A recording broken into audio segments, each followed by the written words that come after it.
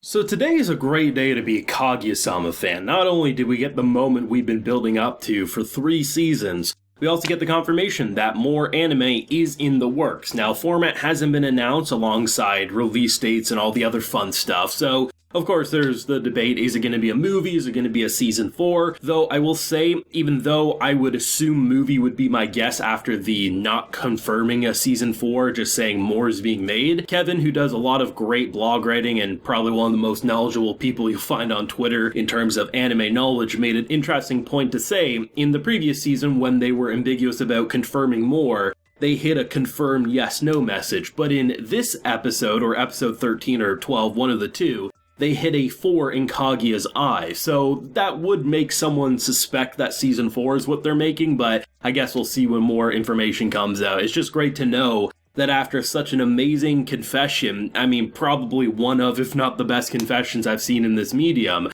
to know that we'll get to see more of these goofballs, whether that's going to be focusing on the remainder of their school year, or if it's going to be just focusing on what comes after with them going abroad to study and everything like that. But there's a lot of potential for more, and I'm glad that they're not just going to leave it off here, because I'm of the belief that after the confession happens, that's where the best stuff can truly occur in a relationship when it comes to like a kind of rom-com style story. We don't get much in the post-relationship. We usually end a show with them kissing and confessing, and Kaguya-sama being my personal favorite rom-com has me eager to see where they go from here. But I will say, I mean, if there's ever been a set of episodes that needed to be watched back to back, it has to be season 3 with episodes 12 and 13. I mean, I was truly blown away in a very amazing way. There was not a negative feeling in my body watching either of these episodes. Even though, of course, Kaguya and Miyuki were going to steal the show and ultimately there's no way you avoid a confession of some sort. Even if they didn't explicitly say I love you, having 1,000 heart-shaped balloons go in the air saying I want you to come study abroad with me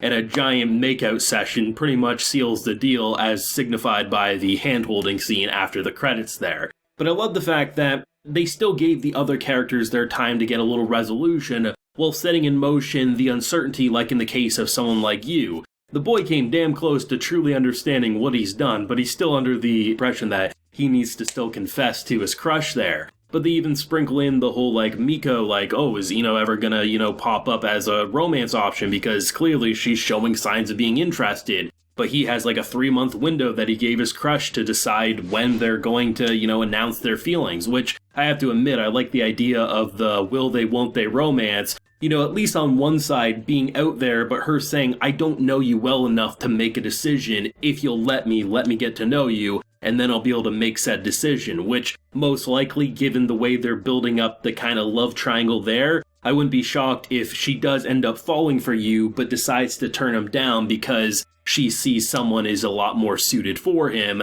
that being our girl who may say some shit about you from time to time, but very much is giving off those lovey-dovey vibes. Outside of that, it was just kind of like building up to the moment that we've been waiting for. I like the idea that for the president, he knew exactly which characters could get in his way, so the idea of sending someone like Chika off to go investigate, the idea of where to put certain people so they won't bump in, just avoiding all possible issues, and then just the idea of that explosion, that balloon send-off. I mean, it was so beautiful for so many different reasons. One, we know the importance of hearts at this festival, right? The idea of simply giving a heart-shaped cookie is basically confirming that you want to go out with someone. So launching that many balloons just moments before you saying, this is how I feel essentially, and watching her light up, I like the idea that both of them almost went into that unguarded, as if they didn't have their trump cards and both of them had to admit their feelings almost at the same time. And I like the fact that for something that's been built up since the first episode of like, who confesses first loses, that genius idiocy that they have going on.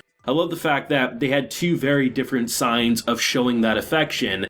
And even though you can kind of tell that Kaguya is going to be someone who's going to keep track who says I love you more, and therefore will be some kind of badge of honor, I love the fact that they're able to build up in such a romantic way to just leave us off saying, goddamn, this is peak rom-com. I think there isn't a bad character in the student council. They're all absolutely amazing. But I think what the recent seasons have done, primarily seasons 2, like when you got into the U stuff, and then everything that season 3 decided to roll with, it really elevated different characters into being so much more. Like Miyuki and Yu, when you compare where they started off to where they've ended up, I mean, there's been some insane emotional development, and characters like Kaguya, we don't shy away from either with how far she's gone. Even in this episode, she talks about how, like, superficial and how cold and horrible of a person she used to feel. Like, she would judge everyone based on if they would be of a benefit to her. So she's like, no way someone as amazing as the president could ever love me. You get all these real good senses of self-doubt within these characters, and that's what helps elevate them from just being a fun, goofy rom-com character,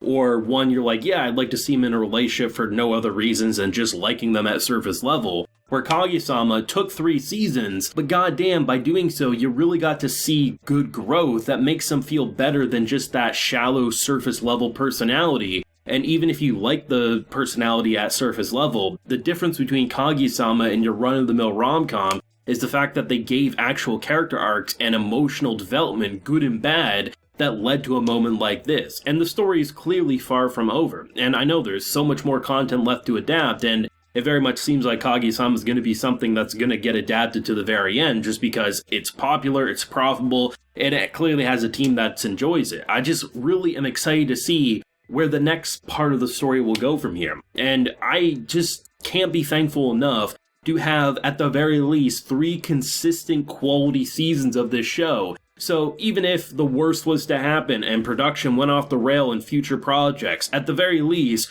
you could look at season 3 as a good stopping point, but knowing the type of passion they've poured into the show for so long, knowing more is coming and more details will pop up when they happen, I mean, it's just good to know that this, as it stands anyway, is still in safe hands, and we're going to see the next chapter that you typically don't get to see in a rom-com, and when Kaguya-sama is regarded as one of the best in the genre, the fact that we're going into really unprecedented territory, something you don't see much of, really the sky's the limit. Whether they stick to more drama, whether they still balance the comedy and the drama, I truthfully don't care, because I fully have 100% trust in this show and what it wants to do. I think both Kaguya and Miyuki's voice actors had some of their better performances. I mean, both of them acting embarrassed but confident, romantic, and just everything like that. And even characters like Hayasaka, just the idea of how much she was really supporting Kaguya, even if she did have her trollish attitude at the beginning, to even ending with the explanation of like, well, I'm not just gonna give him a little peck on the lips, I'm gonna give him a grown-up kiss.